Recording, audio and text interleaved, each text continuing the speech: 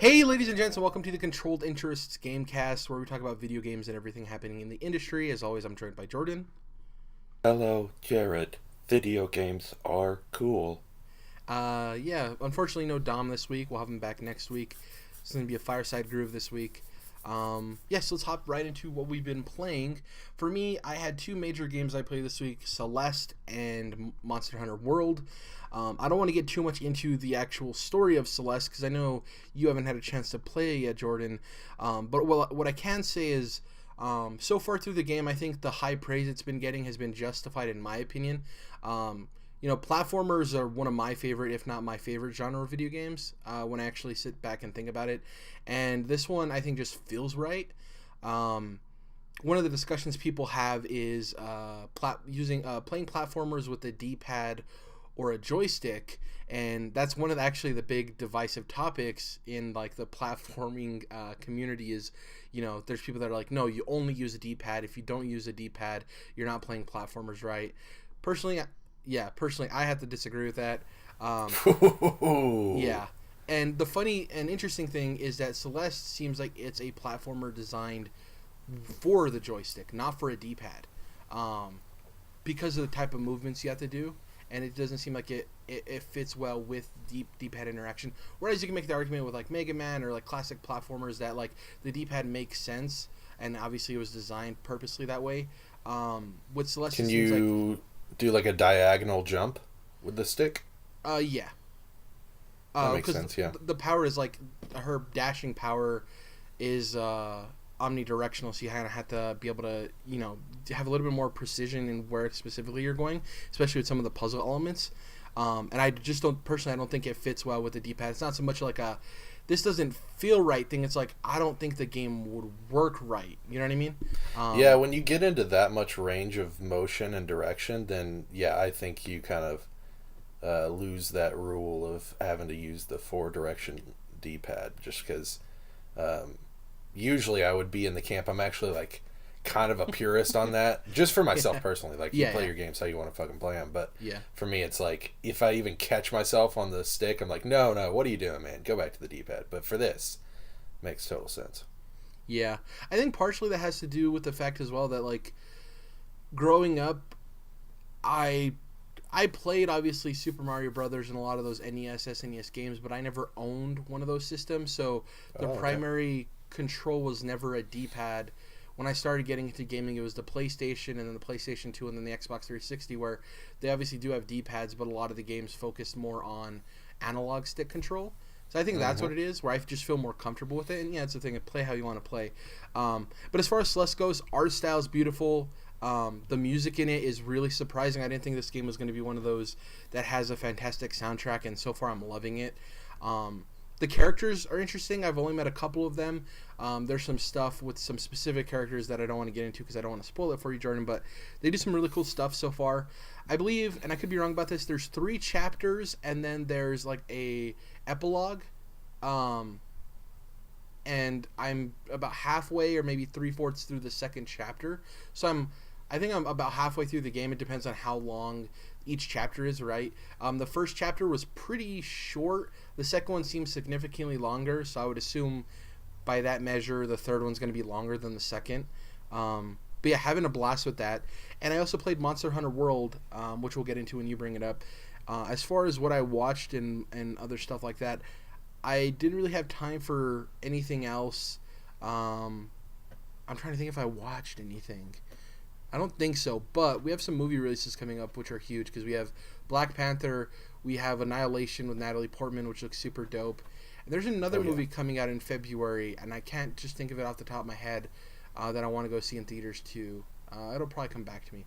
But yeah, what about you? What have you been playing? Just while we're on the subject, I do want to say there's a Netflix movie coming out next month. That's called what it Mute. is. Yep. Mute, is that what you're thinking of? And it is by the director of Moon, with Sam Rockwell, one of the most underrated actors in Hollywood. Moon is one of my favorite movies of all time. Moon's fucking awesome. So yeah, this is this guy's follow-up. It's been a long time coming, and it's one of my favorite subgenres, a cyberpunk film about a mute bartender. So I'm like, fuck yes, from a director I already know I love. So yeah, I'm very excited about that. And holy shit, I just realized how retroactively creepy Kevin Spacey's part is in Moon now. Jeez, that's fucking me up right now. Because it was just a little creepy, but now that we know that he's a creepy guy, it's like, fuck. Yeah. With the little emoji faces, I gotta move on. I can't keep dwelling on this. Anyways, so yeah, I'm excited for Mute. I'm very excited for Annihilation because I've been reading the books, and Black Panther's looking dope as well. So, but anyways, games. Yes, played probably about 10 hours of Monster Hunter, and yeah, I'm really enjoying it. There definitely is some of that obtuse stuff that we were talking about, or that people were kind of murmuring about that had already played the series. Like, just get ready, bring your big boy pants, I guess. Similar to some of the stuff I was talking about with Neo, where there's just layers upon layers to certain systems that may or may not need to be there. Some necessary, some not so much. But nonetheless, it's fun, and I do love a good monster hunting game, Bloodborne, The Witcher, stuff like that. And yeah, I think the combat is probably my biggest gripe, because it's fun, but I mean, you walk into that game and you already have one of each type of weapon. And there's probably 12, 15 types, Jerrad, you think? Yeah, I would say so. I mean, well, I'm new to the series too, so I'm no expert by any means, but going through the menus and starting the game, yeah, I would say about 12 to 15. And I think the customization there is figuring out what specifications you want to upgrade into, right? Yeah. Yeah. There's just and I mean, I love good variety, but I think it would be a little bit better if maybe you started out choosing between 3 to 5 weapon types, and then within the first 10 hours you have all 12 to 15, but you've kind of gone, because that's basically what I've had to do, just for myself, is just break it down one weapon at a time on a mission, and try to get familiar with them, because they are vastly different in between. So and then that leads into the combat control scheme, which is just a little wonky for me, because you have certain attacks that, for example, you have certain attacks that you do just with the face buttons, but then they're modified if you're holding down the R2 button, and then you can't just, for example, if you, here's a big complaint. So when you kill a monster and you're ready to loot it, you can't, this is not the complaint, but you can't loot it until you've sheathed your weapon, right? Yeah. And so that's just like a stop and go sort of thing. But the big complaint here is that if you don't loot monsters quick enough, it'll just fade away and you can't loot it. You just lose that loot. So if you have 10 are they Jagras? Jagr.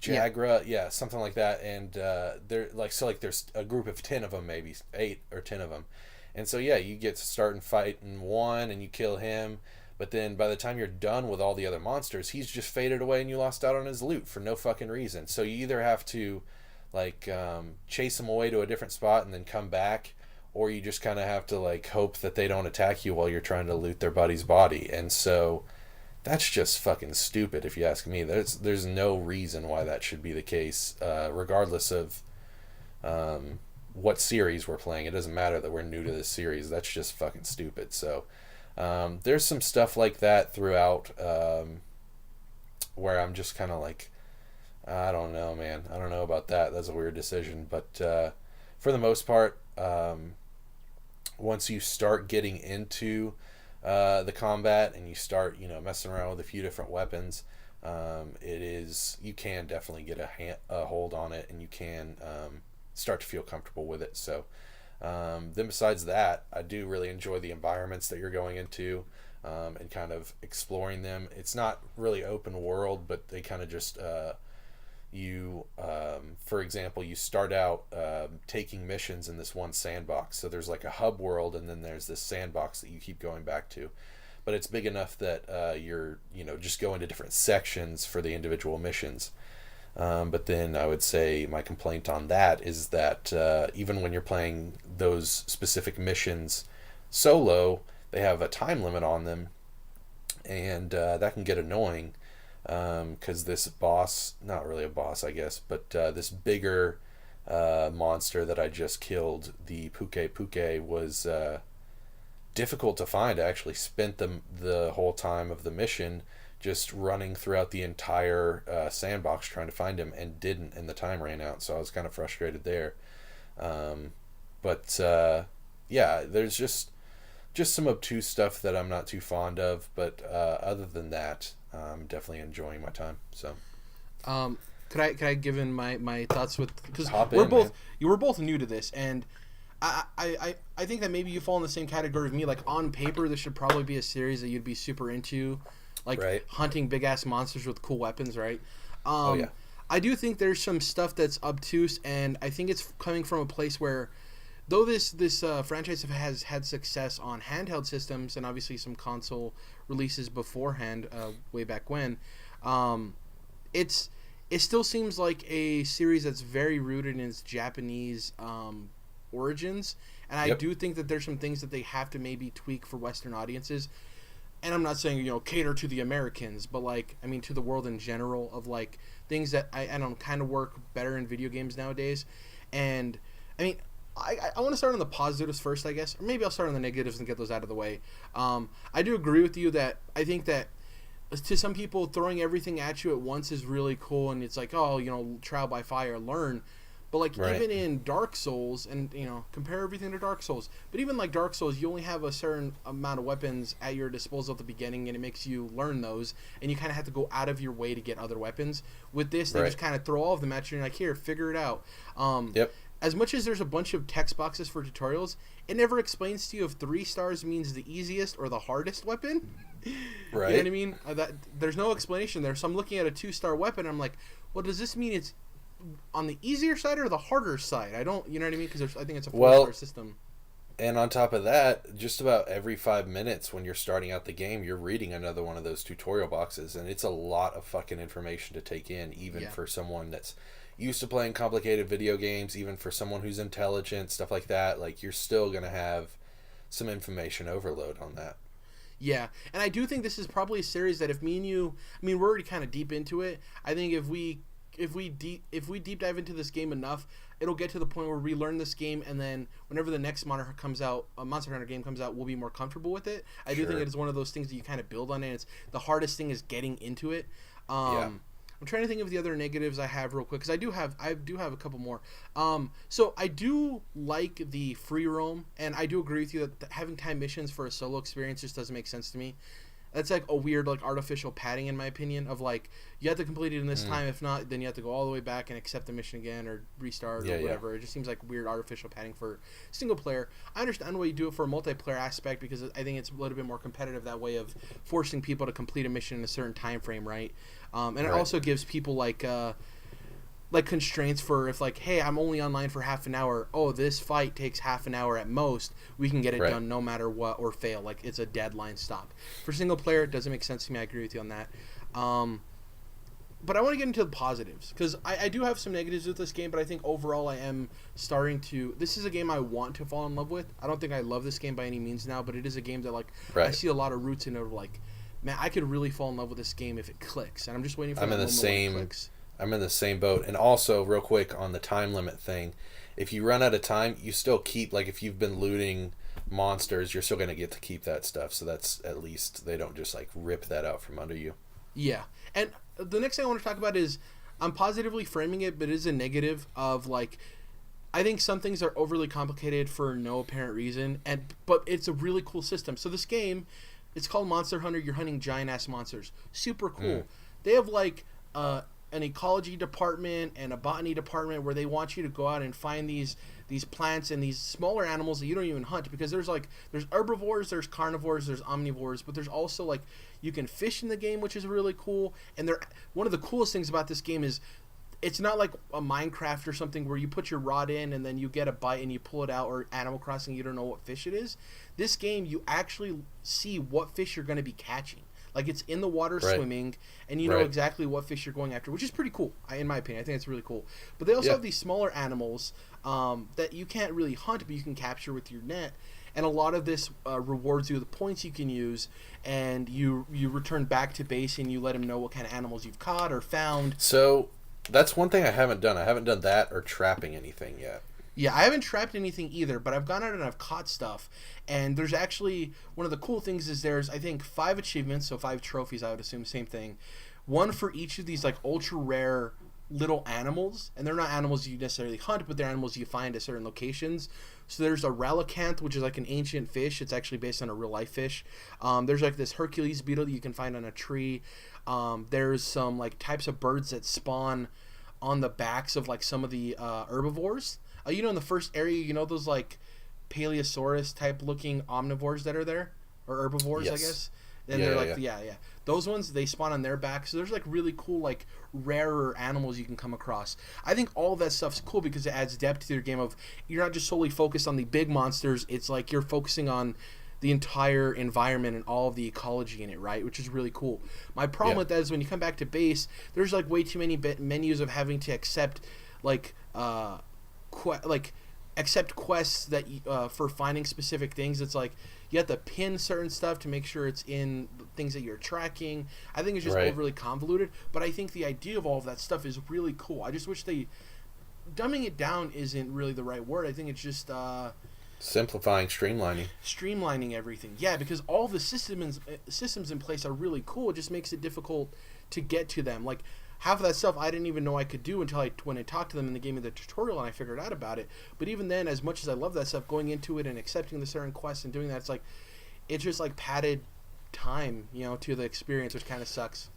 Well, and I think what you were talking about with the kind of Japanese sensibilities, I've actually been thinking about that too, and I've noticed that just in general, I feel like Japanese games are very different the way they approach certain things, like menus, for example, I feel are more convoluted coming from Japan, whereas I feel like most of the time when I jump into a more Western developed game, I feel like the menus and the UI and the user experience, that's all just less convoluted and more streamlined. But that's just we have a big gap in our culture, so that makes sense. But at the same time, I do feel like it would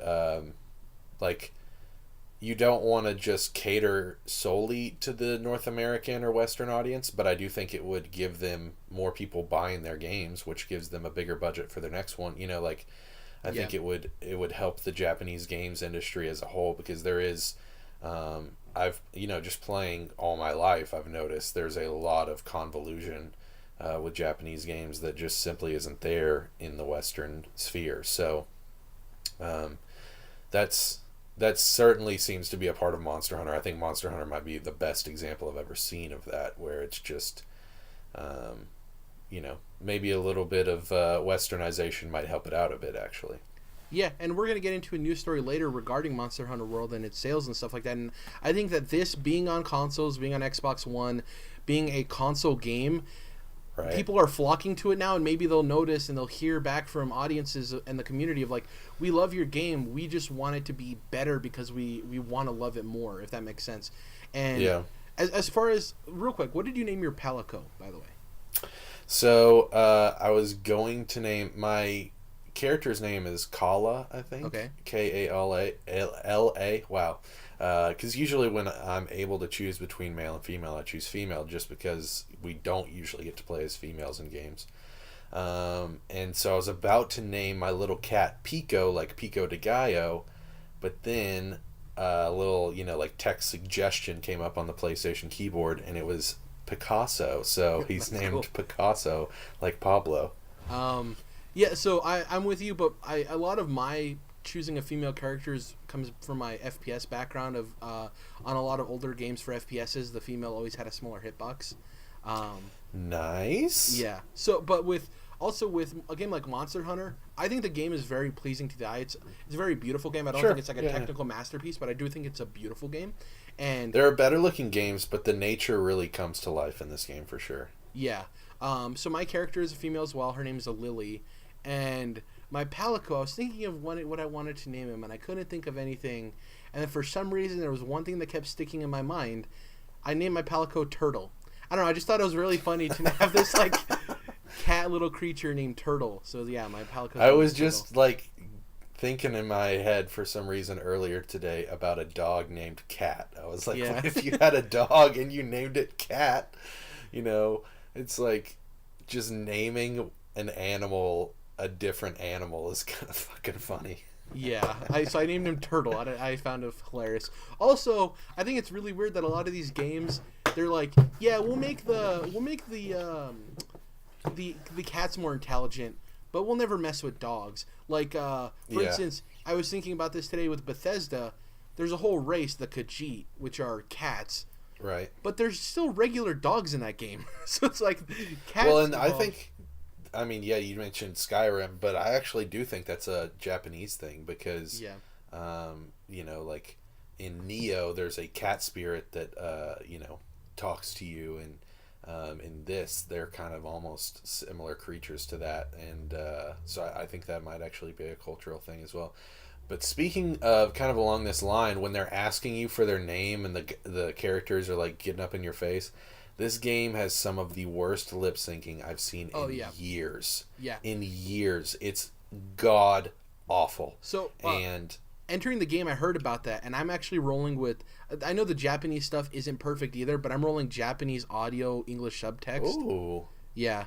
Yeah, and then of course you got a fucking, you know, silent protagonist, which I'm getting really tired of in video games. I just think that's stupid at this point. Like, Link needs to fucking talk.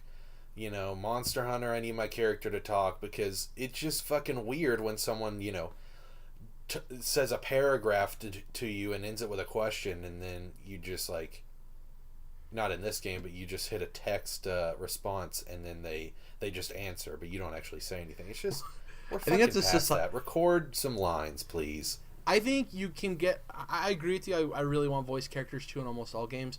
But I think you can get away with it easier if you're a Japanese company than you are a Western company. Oh, yeah. Because, like, look, like, Mario doesn't talk. You know, even Dark Souls, that series doesn't have voice characters. That's a whole other thing, yeah. Yeah. Because they don't even animate the lips. Like Monster Hunter. But I want to get to the combat. I agree with you. It's kind of weird in some instances. But I do appreciate that what I've found so far is in your own little home base that you have, you can, you know, switch to the weapons, and they have a training area there. You can talk to the Palico home taker or caretaker. And I do wish you could fight other things than barrels. Like if you could just fight, you know, fake ass monsters that you're not actually looting or anything, that'd be cool. Yeah. I'm currently rocking the insect glaive. I don't know what you're rocking. Well, yes, you're flipping through them, right? You said you're checking out. Yeah, I've actually been bouncing around just because I want to. I honestly want to be able to use all the weapons decently proficiently, but I've used the sword and shield. I've used the long sword, the great sword, the dual wielding swords, the katana. I think that's a long sword. No, because there's a long sword and there's the katana. They're two separate things. Because maybe I just used the long sword that looks like a katana. Because the long sword you can upgrade to a different type of sword, and the katana specifically upgrades into an insect glaive. And that's what I upgraded. Oh, gotcha. Yeah, so what's the difference with the insect glaive? Is it just that you attach your, what are they called? You have those little bugs or whatever? Insects. Once again, this is coming from a novice in it, so please forgive me if I get anything wrong. Anybody who's listening is a big Monster Hunter person.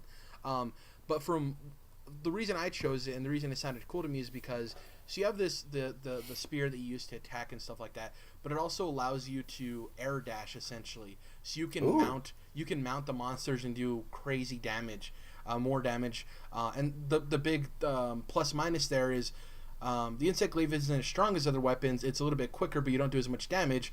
But you get to mount them, and mounting does a significant amount of damage. You can down the creature and stuff like that. But the other thing it allows is the kinsect. So basically, each one has different abilities depending on obviously the kinsect you get, and you can upgrade that specifically to its own thing. I haven't read. I don't understand if it's like a mechanical thing or if it's an actual bug. I don't remember, or maybe it's just like an augmented bug. But you wear it on your wrist, and it can do different things for you. Some of them release poison. Some of them grant you health. Nice. So they do different things.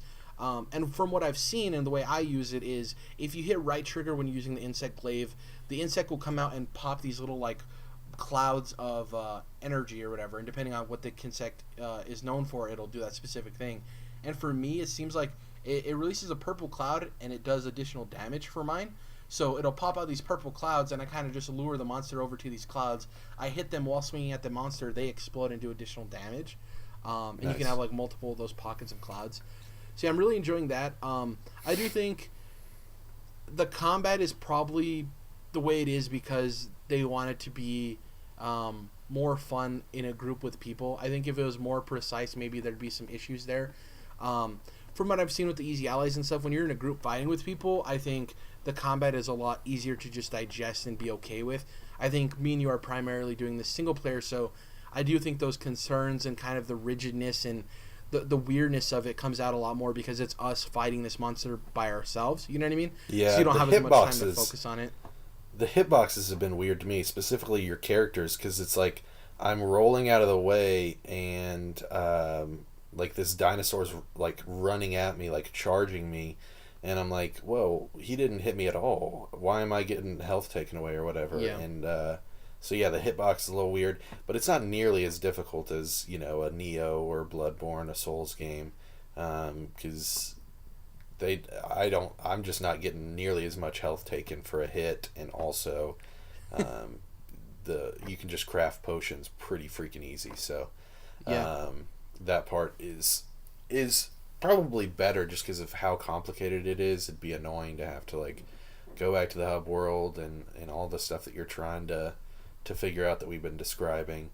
But then when you do loot a monster, I really like that you can like build armor and craft stuff out of the monster that you killed. You know, like I'm wearing armor that includes elements of the monsters I've taken down. So I'm really enjoying that part. And though there is like, I mean, you can upgrade your upgrades basically, like there's upgrading to no end, it seems like, but still I'm enjoying doing that, and like the crafting, the smithy, when you go in there and you're crafting stuff, I really enjoy messing around with that. So yeah, I've got, you know, plenty of positives to go along with my complaints, I'd say.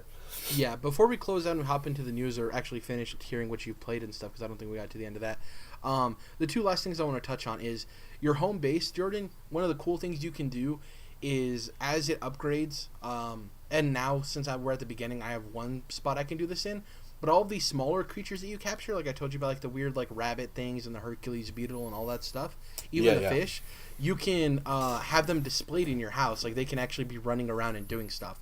Like there's a point where you get an aquarium too, and you can put fish in there, and they're actually living too. They're not like weird trophies that you stare at.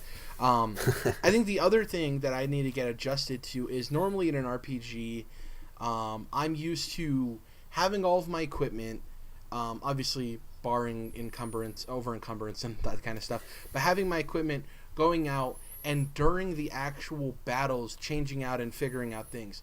What I've noticed with Monster Hunter is this game is dedicated preparation. Like, you will find the most success preparing. So, I have Witcher 2 style.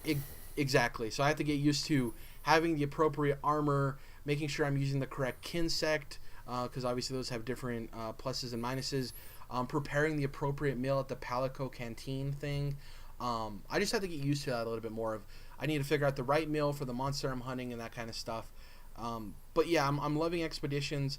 What I would love to see, and I'm very early in Monster Hunter World, but I would love to see is the next evolution of this series when it comes to console again, is I would love just a pure open world. Not these sectioned off areas that they have now, but I would love just a pure living open world, because I think they have a lot of stuff in place currently that they can make that work, because these environments, though they are sectioned off, they do feel alive, and I love the way the ecosystem feels. I just wish it was in a huge open environment. Well, and cool. When they announced it as World, I thought that's what we were doing, but apparently not. So I think maybe it's like, hey, the rest of the world can finally play this franchise, and whatever. Right. Before we hop into the news, do you have anything else you played or watched or anything you want to talk about real quick? Let's see. I didn't really play anything else. I did. I started watching the first episode of an Amazon series called Britannia, which is like about encyclopedias. That's Britannica. Yeah, it's about Britain, like in this is like before. This is the time during the Roman Empire, and it's talking about like the Roman Empire invading the area that would become modern day Britain, and the Romans are dealing with these like tripped out druids that are over there. They're totally like old school, like mystified motherfuckers, and some way crazy trippy stuff they got going on. And so it's got kind of some fantastical elements to it. So I didn't even make it through the first episode because I was getting a little tired last night, but so far seems pretty cool. And then I finally watched a movie that I've been hearing about that I should watch forever, called No Country for Old Men. Wow, I didn't realize you've never seen that movie. Yeah, people are usually surprised knowing my taste in movies that I haven't. So, I really enjoyed it, and especially because I'm a big Coen Brothers fan. That's one of my few gaps in the Coen Brothers filmography. So, it was definitely kind of, as far as the overall vibe or message of it, it was very Coen Brothers as far as it being pretty... I wouldn't say nihilistic, but it definitely kind of has a neutral perspective on things. Even though there's really fucked up shit happening throughout the course of the movie, it's not really taken a side. So yeah, crazy film, definitely worth a watch, and really great Western if you're into that stuff, neo-Western. So yeah, really enjoyed it. Javier Bardem in that movie plays the second best live action Joker behind Heath Ledger, in my opinion. Like some of that stuff he does, because like the whole coin flip aspect of it and stuff. Obviously, I'm not saying it's directly Joker, but it's just like a joke. I really like. It could be like you could see how it could be easily pivoted to that if he was playing the Joker. Also, they've got Two-Face. I think. Yeah. I think that's the only true Western that they've done, but they're actually working on a Western anthology series for Netflix coming up, so I'm excited about that. And my friend does film stuff actually out there in New Mexico, Jerrad, and he was working on a set next to where they were doing their series, and actually got to work on their set because they needed some extra people, and so he got hired on for a couple days or whatever, and so got to work on the Coen Brothers series. That's really cool. Yeah, so I'm excited to see that. So we talked about Monster Hunter World. Let's actually talk about some news regarding the game. This comes away of IGN. Shabana Arif writes, Monster Hunter World, 5 million copies shipped in 3 days. Which is insane for the series, obviously. We're part of that. We both purchased the game when it came out the first 3 days. Well, I'd assume anyways. Well, I stole a copy from GameStop, so, yeah. Assuming makes an ass out of you and me, Jerrad.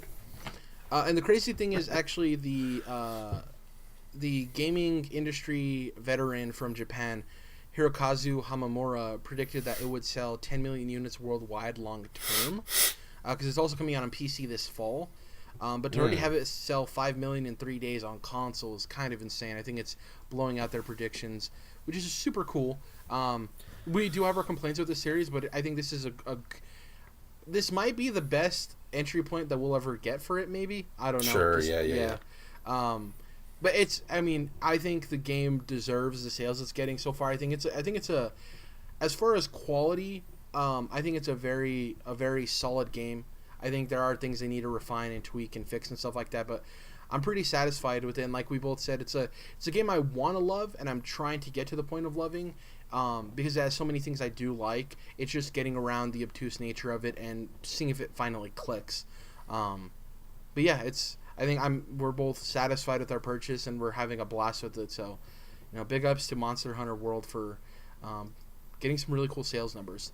I guess the next batch here we're going to do is not necessarily news stories. It's kind of a batch of all the stuff Nintendo decided to tweet out instead of putting it in a direct or attaching it to a direct.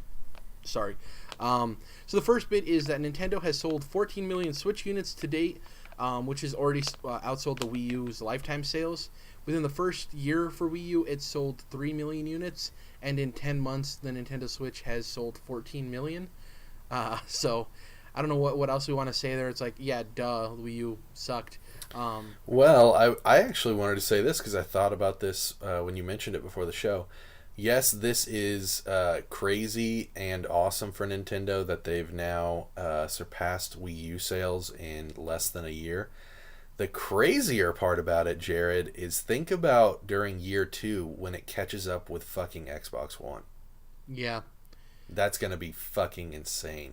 Yeah, and I mean, it also has what it has going for it over Xbox and even PlayStation is that it is also a handheld, and I think that's an easier digestible purchase, especially for parents, so they don't have to worry about them. Exactly. And the other part of this, too, is that to date, Super Mario Odyssey has sold 9 million copies. Jeez, man. It is the number one selling game on Switch, and Zelda's actually fallen to third. And this is kind of the thing we should have known about in seeing the writing in the leaves, is that Zelda's never really moved units on its own. It's never been one of the best-selling franchises for Nintendo. Obviously, Mario sells like crazy. So the top-selling game on Switch right now is Super Mario Odyssey, then it's Mario Kart 8 Deluxe, and then it's Legend of Zelda Breath of the Wild. So yeah. That makes sense to me. Yeah, that's a lot of copies sold, too. 9 million copies. That's crazy. For a game that came out in October, the end of October. Yeah, and the attachment rate, too, is just fucking insane there. Yeah, it's funny because like we were saying like, oh man, the attach rate for Legend of Zelda Breath of the Wild was crazy when it first came out. And I was like, oh, there's like 2 million Switches and 2 million copies of Zelda or whatever. But now it's like there's 14 and 9. To me that's more impressive personally than 2 and 2. Sure. You know, as it grows and it still that's crazy. The vast majority of Switch owners have Mario Kart or Mario Odyssey. The vast majority of a large group. So yeah, that's pretty fucking awesome. It's insane. The next bit here that Nintendo tweeted out is that there's an app coming before the end of the 2018 fiscal year, which would be March 31st, 2019, and that is Mario Kart Tour, which is a mobile app. They literally gave no information. We don't know if this is a game. We don't know if this is a companion app. My personal opinion is that if the deluxe edition of Mario Kart came out last year, this by the end of March 31st, 2019 seems way too late for it to be a companion app. I would almost assume that this is just a Mario Kart mobile game, right? Yeah, I think it's Super Mario Run for the kart series. Exactly, yeah. Where just maybe you with a kart game, you're only ever turning one direction for the most part. I guess with kart it's different, but like tapping the screen to turn, or you know what I mean? It would probably be like a set acceleration or something. I don't know. Yeah. We'll see, but I doubt this is a companion app. The fact that it's called Tour too, it's like, well, yeah, mobile devices can go anywhere, so it's like touring, right. The next bit of news, Nintendo had announced that the online service is launching September 2018. It's going to be $20 a year. We already knew that. That's not any new information. I also wrote down here, do we expect more at E3? It's coming out September 2018. We know nothing about it except that like apparently we're getting a NES game every month that we're subscribed to it, and they haven't specified if it's like a rental though, right? Exactly. Yeah, you download the game and play it, but then when that month's over, it switches to a new game, so you no longer. Weird. Very weird. Obviously, it's a Nintendo with online, so it's not going to be perfect. Yeah. We don't know if this is going to include some type of achievement system. We don't know if this is going to include updates to the eShop. We don't know if this is going to include Virtual Console.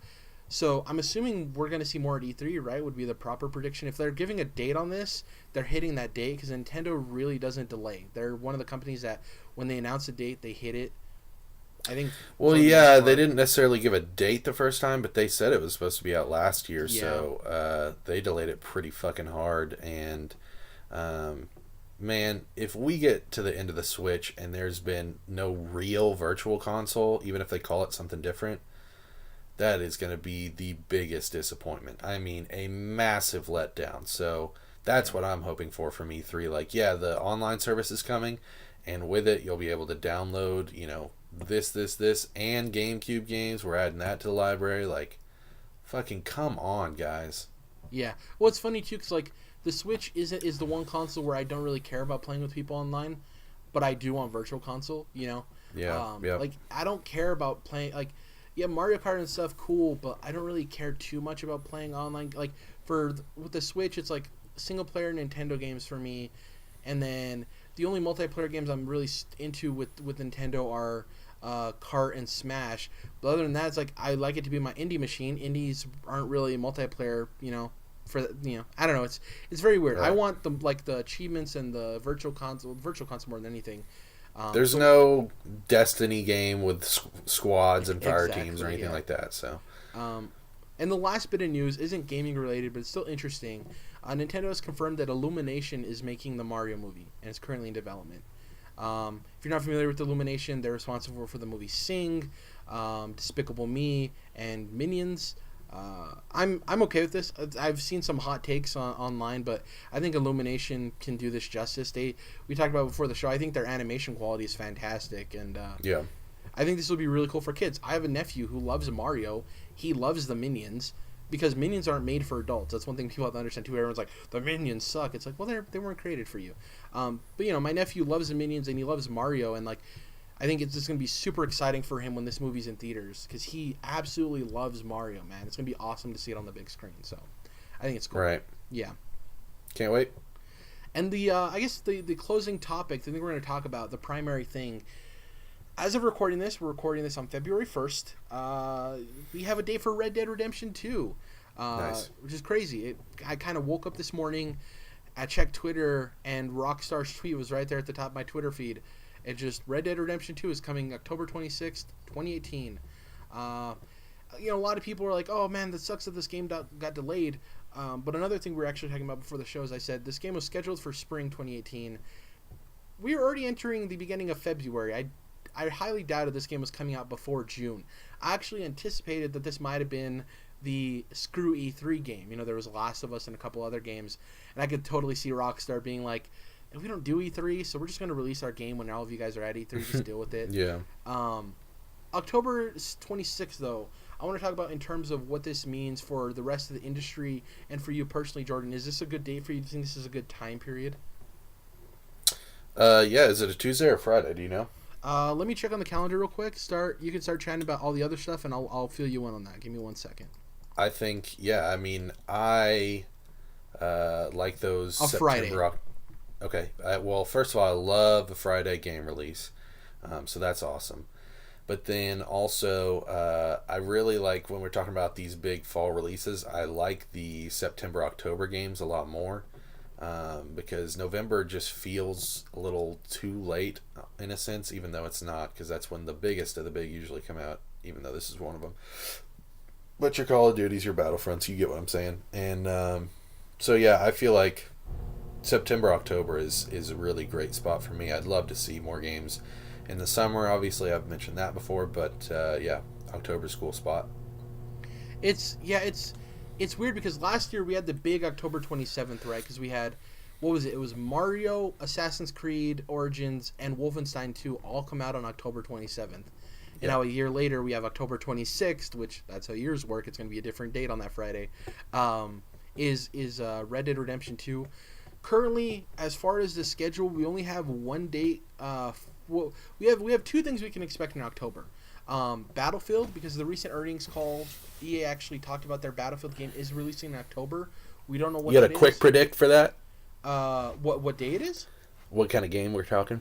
Well, speculation and rumors suggest that it's Bad Company 3. I knew that. Yeah. You think that's gonna be the case? Yeah, that's probably a good assumption there. They probably don't want to head back into a primary Battlefield game. But one of the interesting rumors on top of that is that during the conference call, EA made it a point to talk about maybe incorporating a Battle Royale type mechanics into Battlefield. So I don't know if that'll hit this game because it might have already been in development. It might be too late. But he even said it might not even be a whole game. So I wonder if they would have a small team pushed to the side and take the Battlefield 1 engine or whatever, Frostbite. Right. Or is it Frostbite? Yeah, it's Frostbite. Yeah.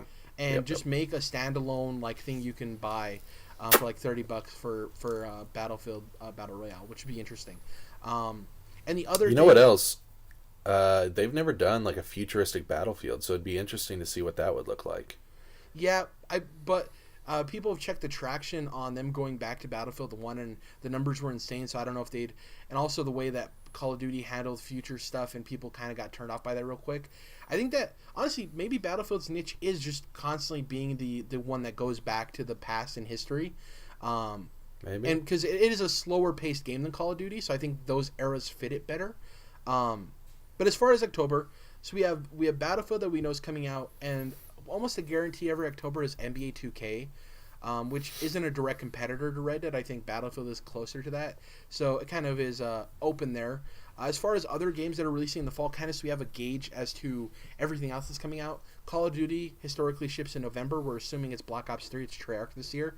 And the other two big games are Metro Exodus, which is kind of teased, assumed to be August 8th, which is good for that game. It's coming out, if that is the date, it's coming out way early, way before Red Dead, which I think is smart for them.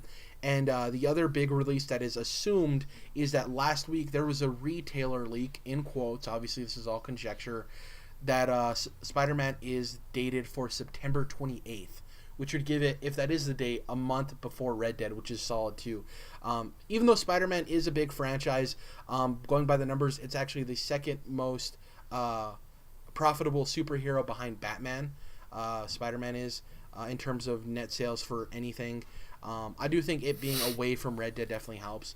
Though it is one of those games that it could release the week before, the week after, and I think Spider-Man would be fine.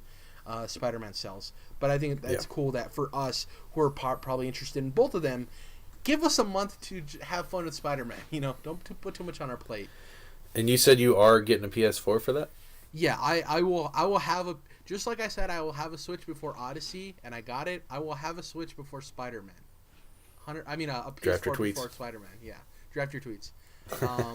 Yeah, so the other thing that came out with this release date is they showed a bunch of screens for this game. I don't think there's anything too interesting in the screenshots. They have a nice shot of the main character walking over a cliff with his horse, and it's just a beautiful vista, which kind of actually looks a lot like Guyana's mountains up here where I'm from. There's an action shot of him shooting pistols. You don't really see characters.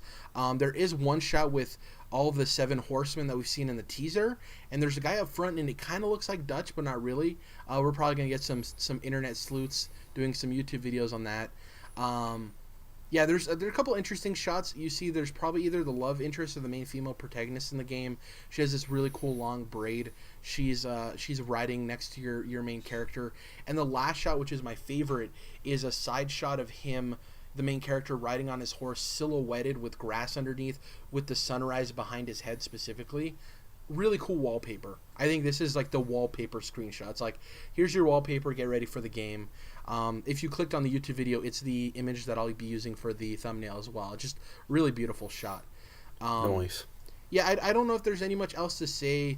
Do you think that there was any games that we don't have a release date for that will possibly move because of this? Or do you think those dates are in place, they're not moving no matter what? It's possible. I guess, do we know that there's not an Assassin's Creed coming this year? We don't know that. As far as the big boys, let's see. We don't know if there's an Assassin's Creed game, which is a very solid question. Because those are always October. Exactly. We don't know if there's a new Assassin's Creed game. They haven't really confirmed or denied that. And what was the other big game? Obviously, Anthem got delayed. And as far as other big releases, I can't think of anything. Let me go through the list here real quick, and we'll see if there's anything that isn't dated that could possibly take up that time. Assassin's Creed, obviously. I'm going through the list here, just trying to figure out if there's anything. Crackdown 3 won't even compete with it. Not even whatever. That game can release whenever it's going to find its audience, or it won't. So I don't think that's too worried about when it's releasing. Detroit Become Human. We all assume it'll be way earlier before that, so no really need to talk about that. Days Gone could possibly be the one. Maybe that was targeting an October release date, and maybe they're like, ugh. Maybe. Yeah, just I'm coming up with ideas here. I'm looking. I mean, so far Days Gone's pretty much the only thing. You could have a Nintendo release in there, if we're getting Metroid this year or something like that. Or even Kingdom Hearts. Yeah, Kingdom Hearts 3. Yeah, Kingdom Hearts is a 2019 game at best. Yeah. In my eyes. Well, what do you think the big Nintendo game is that could compete for that slot in the fall? Maybe the Metroid game? Yeah, I'm still thinking Metroid for sure. Or the retro title we don't know about. Whatever Retro's been working on. Maybe. Yeah, I'm looking through this list, and the only big releases are like Metro Exodus, which you already talked about, it being way earlier. Mega Man 11, which is a big game in terms of people getting excited for it, but as far as sales numbers and competing, not even in the same playing field. Overkill's The Walking Dead, which that's a game too. I think like Crackdown 3, it's going to find its audience or it's not. I don't think that's competing with Red Dead at all. Going down the list real quick, I'm just looking through these. Skull and Bones is fall 2018 from Ubisoft. That's going to be like those other two, though. Yeah, I don't even. I think it's going to be worse than those other two. I have a whole hot take on Skull and Bones. I think it's one of the dumbest decisions Ubisoft's ever made, but that's for another discussion. Sorry, I got like certainly one of the weirdest they've made. That's for sure. Yeah, Soul Calibur 6 not competing.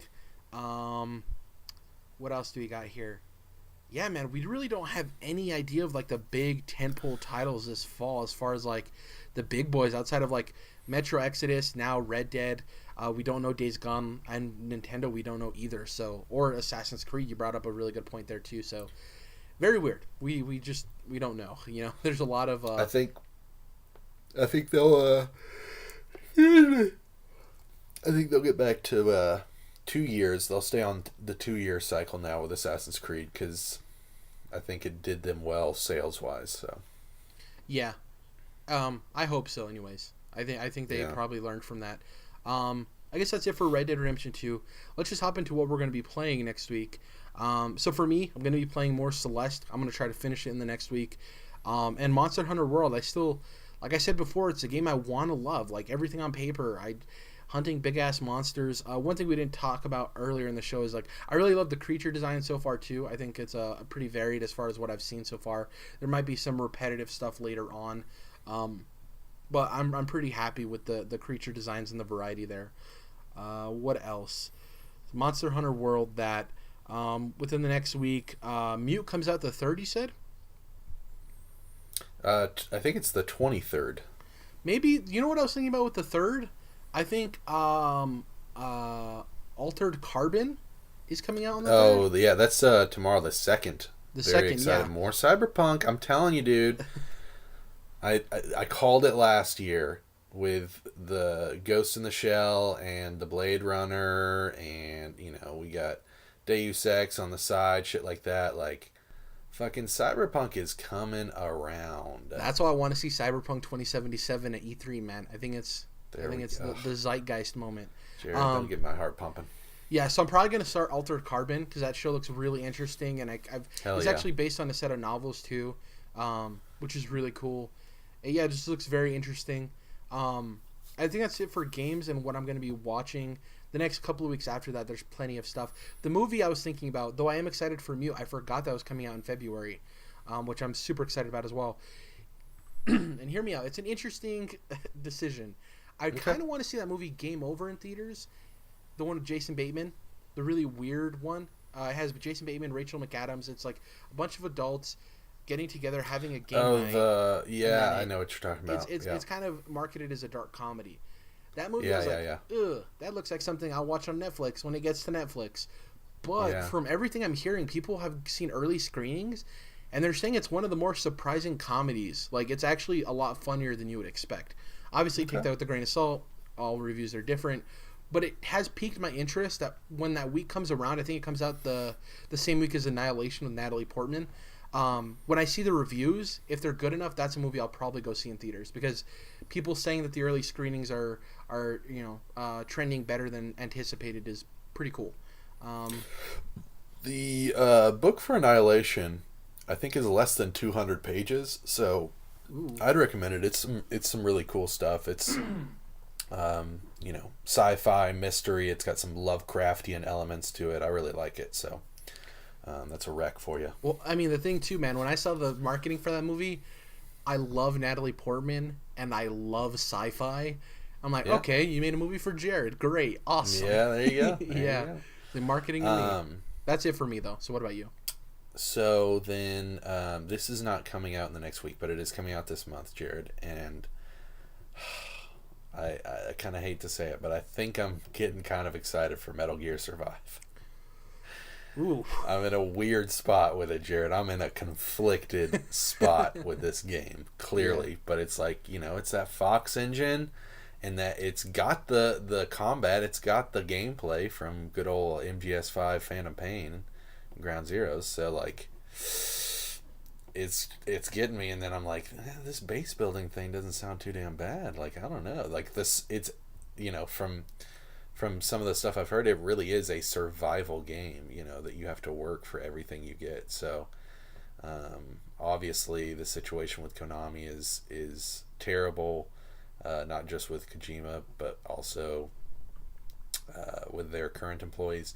But at the same time, I reminded myself the other day, like, if you want to be a person who only buys ethical products, especially in modern America, good fucking luck. You might as well just toss your iPhone in the toilet. Don't buy that car. Don't drive your car to work anymore. Like, don't go buy food at any of the local restaurants because they, some shit was fucked up on the way in between it, being made and getting to use. So it's just, the clothes you're wearing. Well, all this stuff. It's just like you can't be ethical in everything you buy. So that's kind of where I'm at. Also, the thing too is like the Harvey Weinstein situation. Just relating it real quick, he was kind of the owner of that production company, meaning that literally every ticket sale that happened, Miramax, he directly got contribution for. Whereas like the Kevin Spacey thing and even the Konami thing with Metal Gear Survive is there's a lot more hands involved in those specific people. You know what I mean? So it's like the other thing I want to do is I want to commend Kyle Bossman, Brandon Jones, and Alana Pierce. Obviously, two of them from EZN, one from IGN. They are handling this the best possible way. They're handling it objectively. They're looking at the game as is, but they are also saying, like, you have to understand the environment that this game is going to release in. But that said, this game could possibly be something that's very cool and interesting. And I appreciate them handling it objectively because it is a very tough situation. Even personally, like you said, it's like, do I want to contribute to that? And like for me personally, if I owned a PS4, I wouldn't purchase it, and that's not because how would I say this? Because of what I've heard about the working conditions that people had to go through. Yes, buying a copy of the game contributes to those people, but do I want to contribute to them having to work in those awful conditions? So for me personally, I would choose not to buy it, whether how good or bad it is. But I think it comes down to your personal thoughts on it, right? And I think that's the thing you have to keep in mind is just because you don't want to buy it, I'm not going to sit here and say, oh yeah, Jordan, why are you even thinking about it? It's going to be terrible, dude, no matter what, I think that's what people I will say on those working conditions, that's fucked up, but the way that you get companies not to treat people that way is by not working for companies that treat people that way, and no one's holding a gun to your head. Like, I realize that getting a job is a job in and of itself. It's never easy, but like, isn't that something? Yeah, it really is. But yeah, like, don't work for that company anymore, and then they don't have employees to just do that type of crazy shit to. And also, we were talking about the differences in Japanese culture earlier. That's not as crazy of a situation in Japan where, corporate ethics are just a little bit different. They handle and people deal with stuff. People just like don't speak up for themselves, and it's just a cultural difference. There's a reason. There's a lot of reasons why Japan is one of the leaders in suicide is because of that type of stuff. And I hate to turn it so dark, but I am interested in the fact that you are interested in this game in the very slightest, or even a little bit, which is cool because that's an experience I want to hear about. So and the objective point of view that Brandon gave on the latest Easy Allies preview was one of my. I was already thinking about it, and then that kind of pushed me over the edge because he was just like talking about the merits and complaints he had with the game as opposed to being like, well, let me tell you about this Konami situation. You know, you're just talking about the game in itself. So yeah, that's led to some of these thoughts. And then, yeah, you know, I'm a huge Metal Gear fan. I love that gameplay from MGS5. I'm totally cool with the fact that it's like an alternative story and isn't, you know, Snake, even though I think it would be fine if they continued like mainline Metal Gear games, because I think that for one, I'm sure there's still a lot of people there that worked on those games. It's not just Kojima. And besides that, I just think that there's enough like fans of that game that would be working on it, that there's just people that understand like what he was going for. And it is so fucking crazy that, you know, it's almost hard to fuck up in a way, because like, I mean, there's shit that he put into that series that's like, you know, jumping the shark. So I'm not too worried about anyone else jumping the shark, I guess is what I'm saying. But yeah, I think we'll have to see, but I'm leaning towards a yes on that one, especially when it's $40 too, you know. So yeah, so we'll see. I'll probably end up waiting for reviews though on that one, not a pre-order situation. But yeah, at least you don't have to worry about it being too weird. Yeah. The optimist in me too likes to believe that, you know, the more likely thing is that Konami was like, this game was already in production, let's just get it out, whatever. But the like super optimist in me would love to think that Konami was like, hey, we're done with Metal Gear, we're done with video games, whatever. And that core group of people that did work on it, that did work with Kojima, were like, no, we have faith in this game. Let us put out this last... If we're not going to do any more Metal Gear, let us at least put out this last thing, because we have faith in it being successful. And that'd be really cool if that was the case, right? Of this core group of people that are like, no, we love Metal Gear. We know how to make a good Metal Gear game. Let us finish this project, you know? And obviously, that's probably not the case, but that would be cool. So everyone's, you know, down on this, and especially like Kojima fans and you know, Metal Gear fans are talking shit on it.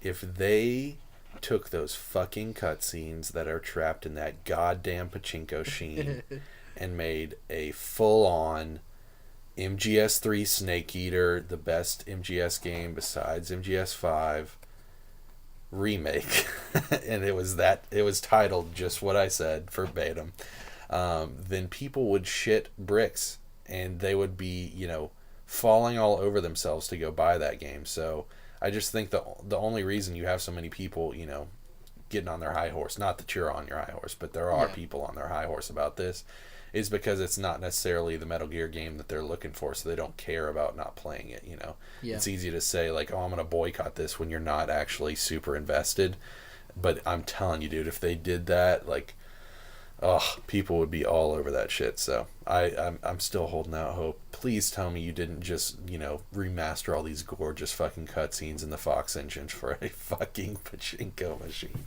Yeah. Well, I guess that's it for episode 86 of the Controlled Interest Gamecast. We'll have Dom back next week, and we'll be chatting it up.